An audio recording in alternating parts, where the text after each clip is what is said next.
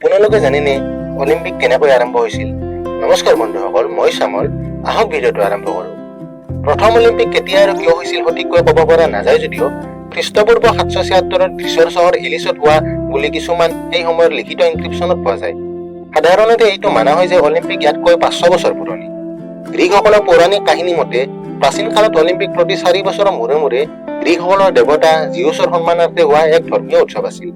খ্ৰীষ্টপূৰ্ব 8 শতিকাত গ্ৰীকসকলৰ 12খন বা তাতকৈ অধিক চহৰৰ পৰা প্ৰতিযোগীসকলে অলিম্পিকত ভাগ ল'বলৈ আহিছিল আৰু খ্ৰীষ্টপূৰ্ব 15 শতিকা আহি 100খনতকৈ বেছি গ্ৰীক সাম্ৰাজ্যৰ চহৰৰ পৰা প্ৰতিযোগীসকলে অংশগ্ৰহণ কৰিবলৈ ধৰিছিল। প্ৰথমে অলিম্পিকত কেৱল দৌৰা প্ৰতিযোগিতা হৈছিল যদিও পিছলৈ ইয়াত মল্লযুদ্ধ, বক্সিং, ঘোঁৰা আৰু ৰথৰ প্ৰতিযোগিতা লগতে মিলিটাৰী কম্পিটিশ্যন হ'বলৈ ধৰিছিল। পিছত যেতিয়া ৰোমান সাম্ৰাজ্যৰ উত্থান ঘটে অলিম্পিক খেলৰ সূৰ্য অস্ত যাবলৈ ধৰে আৰু ৰোমান সম্ৰাট থিঅডোচিয়াছে ইয়াক মূৰ্তি পূজাৰ উৎসৱ বুলি কৈ বন্ধ কৰি দিয়ে।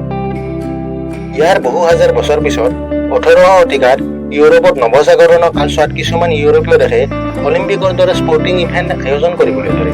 অৱশ্যে অলিম্পিকৰ প্ৰকৃত উত্থান 1894 চনত ফ্ৰান্সৰ এজন স্কলাৰ তথা বুৰঞ্জীবিদ পিয়াৰ ডে কৌবাৰ্টিনে কৰে, যেতিয়া তেওঁ অলিম্পিকক আন্তঃৰাষ্ট্ৰীয় প্ৰতিযোগিতা হিচাপে 4 বছৰৰ মূৰে মূৰে পাতিব লাগিব বুলি প্ৰপ'জেল দিয়ে।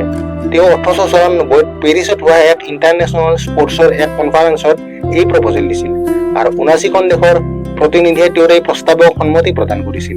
এনেকৈ ইণ্টাৰনেশ্যনেল অলিম্পিক কমিটি গঠন কৰা হয় আৰু 1896 চনত গ্ৰীচৰ ৰাজধানী এথেন্সত আধুনিক অলিম্পিকৰ জন্ম হয়। বন্ধুসকল, কেনেকুৱা পালে ভিডিঅ'টো কমেণ্ট ছেকশ্যনত জনাব। আকৌ লগ পাম আন এটি ভিডিঅ'ত।